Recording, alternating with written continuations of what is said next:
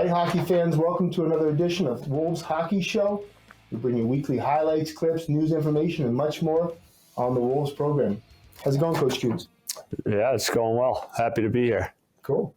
Well, I want to talk to you about our U14 team. They weren't in action this weekend, but they are currently ranked number 1 in the state of New Hampshire at Tier 2.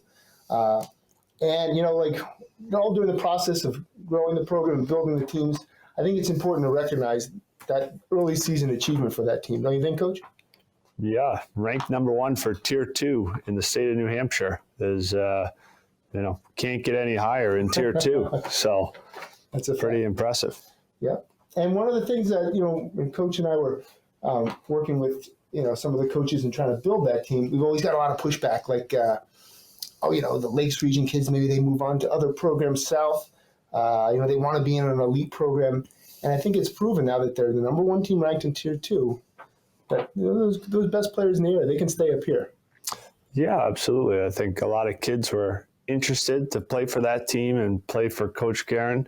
And you can see that each year we've had a good team, and this year they're doing well as well. And it hasn't affected some of the smaller programs in the area either, which, I know that's a big concern that a lot of people are very afraid of, so. And credit has to go where credit's due. We provide the Wolves provide the infrastructure, but Coach Guerin has done a great job recruiting that team, finding the right players, and then getting them on the ice and performing well. Yeah, good recruiting, good coaching though too. Absolutely. This past weekend at the 16th level, I remember in a conversation we had this summer, one of the people who might have been a little bit of opposition to creating some of the younger teams said, players go down to the New Hampshire Junior Monarchs. That's an elite program. And the 16th did pretty well against them, too, this weekend, don't you think? Yeah, absolutely. Like some people said, kids are going to leave anyway. And but here they are still playing out of the Merrill Fay Arena and winning hockey games. So go figure. Yeah. We actually have a clip that I'm going to show you pretty soon. It's what I think kind of separates our program, makes our program unique in terms of our focus on skill development. We'll show you that right now. So from the junior level on down, there's a real emphasis on skill development and player improvement. Our Director of Player Development, Tim Kuhns, places a great emphasis on taking the players that you have, working with those players, and getting them better. Here's a image of our U16 and a combined EHLP practice up in Waterville Valley this past weekend. The players really excel when they've given the opportunity to develop their own individual skills within the team concept. And Coach, you teased some of the results from the past weekend, but how's the U16 team doing? So the U16 team played 2 games. We had a game on Friday night versus the New Hampshire Junior Monarchs, a really established Tier 1 program here in the state of New Hampshire.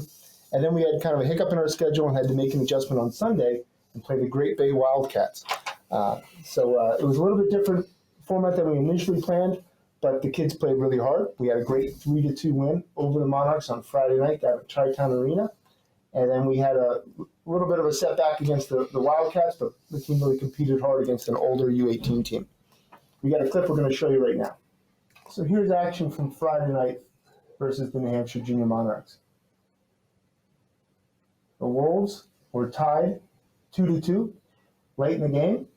They got a power play, and they went to work. Gage Winter makes a nice play here to get into the offensive zone. He finds around the net Mikas Krumpans, who quickly one-times the puck into the back of the net, and the Wolves win 3-2 with about 20 seconds to go. It was a great team effort and a great finish to a great game. Due to the availability of ice, the Wolves have had to take some of their games down to the Tri-Town Arena in Hooksett, New Hampshire. They played well in a different building, and they've competed hard against great opponents. This is Mercer Toomey, who took the jacket on Sunday afternoon. So the U18s, after taking a little bit of a break about 3 weeks ago, they're back in action. Coach, tell me about some of the U18 scores. Yeah, so they went 2 wins, 1 loss on the weekend, including a 7-0 win over Rochester. Coach Kuhns was down at the hockey store in Dover, New Hampshire. I saw Misha Fay picking up a new stick. So I knew we had a couple wins in us that weekend for sure. It's no surprise when Misha gets a new stick, we're going to have good results. Absolutely. It's not the tools, but the carpenter. But nonetheless, a new stick in Misha's hands and 2-1 win for the Wolves. We got a clip we're going to show you right now. Here's a local Wolfboro resident, Cam Keene, makes a nice play to get the puck in the offensive zone. He picks up a loose puck here, makes a nice move, great finish against the Rochester goalie. Wolves would win this game 7-0. EHLP also in action. How'd they make out this weekend?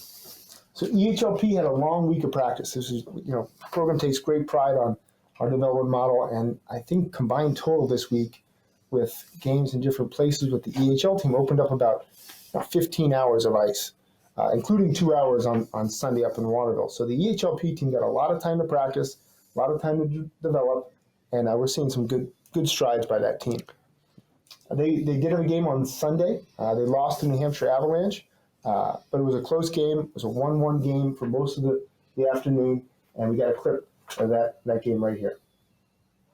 So Wolves are down here 1-0 halfway through the game. They get a power play, and they go to work. It's a great play by Alarico Valentini, finds Mikas Krupans, who finds Jake Franklin in the middle. Wolves would tie the game here 1-1. On a great power play passing play by the Wolves' top unit. It was a 5-2 final, but the Wolves showed a lot of signs of progress. All right, so Coach, talk about the EHL team. How'd they do? Yeah, EHL had a game Thursday, Friday, and Saturday.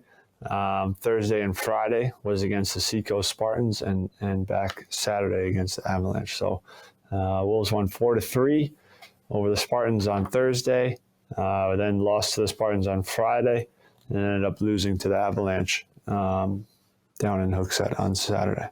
3 games in 3 days is pretty tough.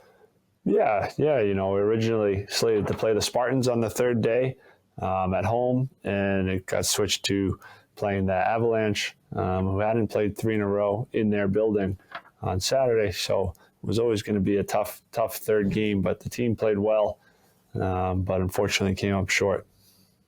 We got a couple clips we're going to show you right now.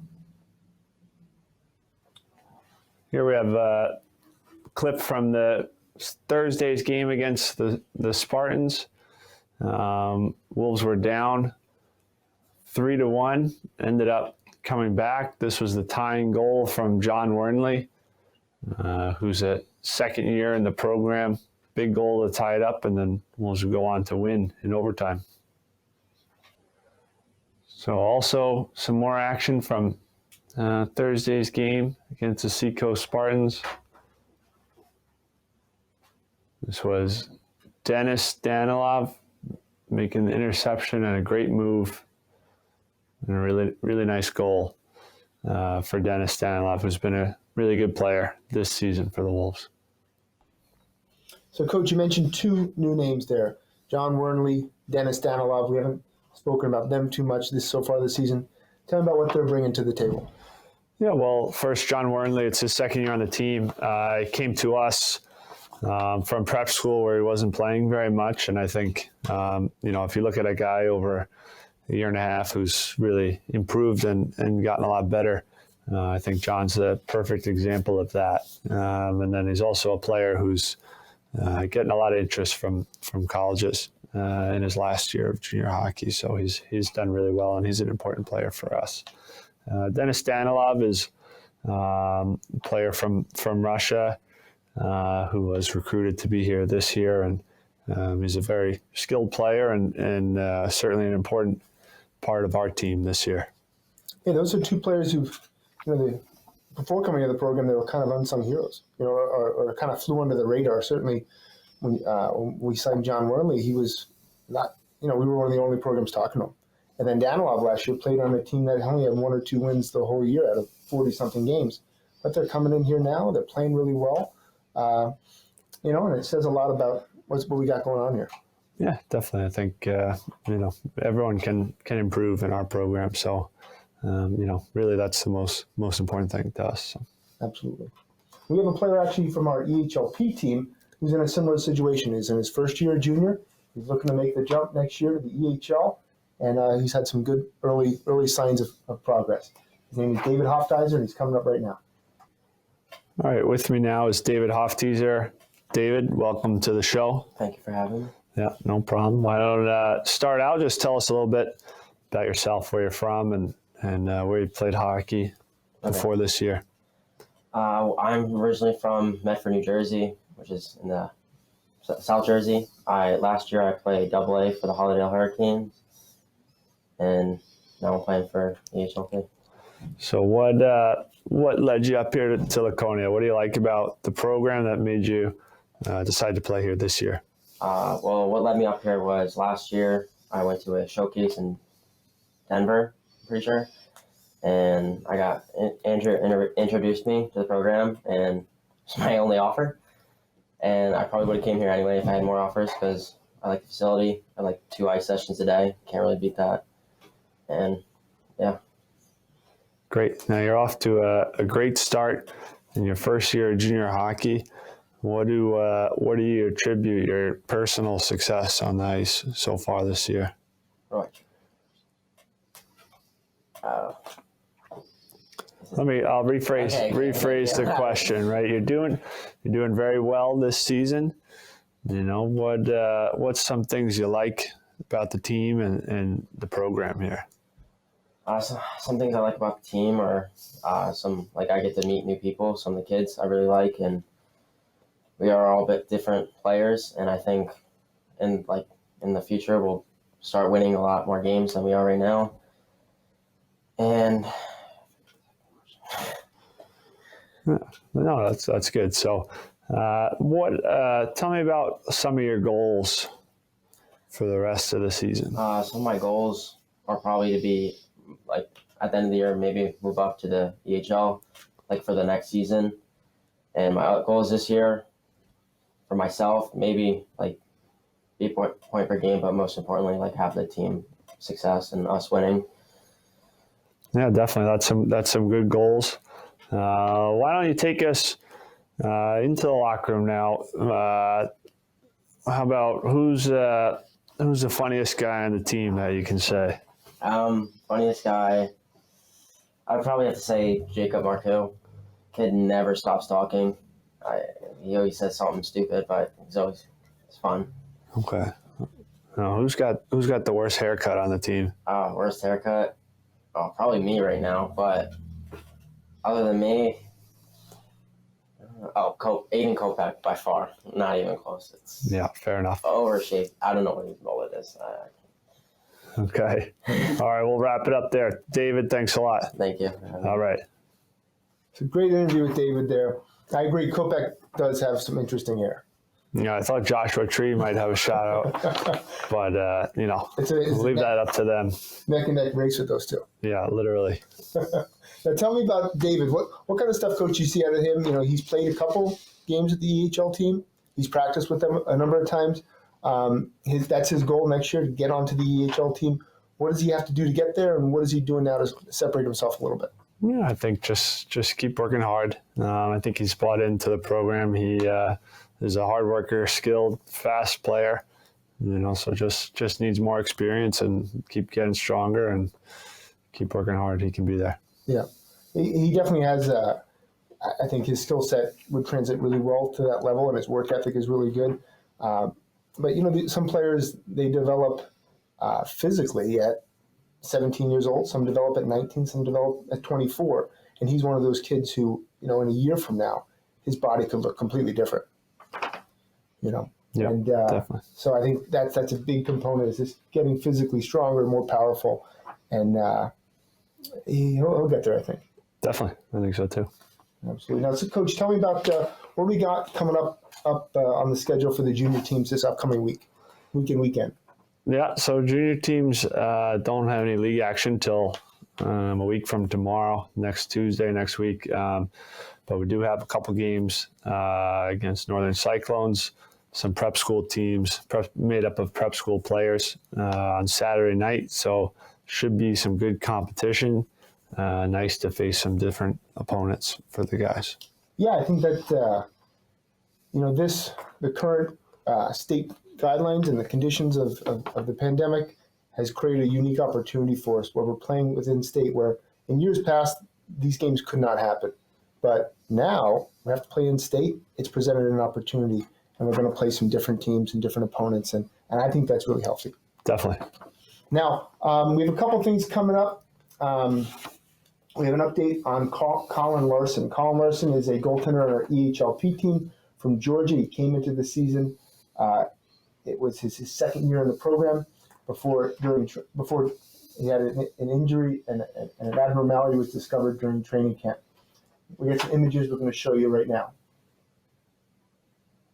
So here's an image of Colin who entered the hospital on Friday morning for his operation. It was a pretty significant operation. It took about 4 hours to complete, and now he's recovering nicely. He was on morphine for 2 days, but he'll be leaving the hospital on Tuesday. We wish Colin the best. His family, a ton of we're thinking about them, and we wish him a quick recovery. All right, so Coach, due to the lengthening of the split season by most of the teams in the state, presented us with a unique opportunity this weekend to play some of those split season teams by both our 16s and our 18s, as it's there hasn't been that state tournament action going on. So we invited New Hampshire East and Northern Cyclones, a couple other teams, into the building to play a Lakes Region Midget Challenge. They'll play that this weekend, Friday, Saturday, Sunday, and they'll play for this trophy on the weekend. Coach, tell me about what are you looking forward to seeing out of that midget hockey action? Yeah, I think it's nice to get some games for all the teams. Should be some good competition, and everyone's looking forward to trying to bring home that hardware that you're holding there. I'm not going to touch it. That's bad luck probably to touch it before, but that's your choice. We got a couple images we're going to show you right now. So on Friday, the New Hampshire East Eagles and the Northern Cyclones and the New England Wolves will convene at the Merrill Fay Arena. The U18s, led by Andrew Spikuza, will be in action. Also, our U16 full season team will play some games within the tournament format. We'll do a round robin tournament, and then we'll go to work crowning a champion on Sunday. The Wolves 16s are currently ranked number 11 in the New England District. The East Eagles are ranked in the top 50 at the U18 bracket, and the Cyclones have their academy team playing. So it'll be great competition and a lot of fun. More information about the Midget Challenge and all of our programs, you can always check out our website at any-wolveshockey.com.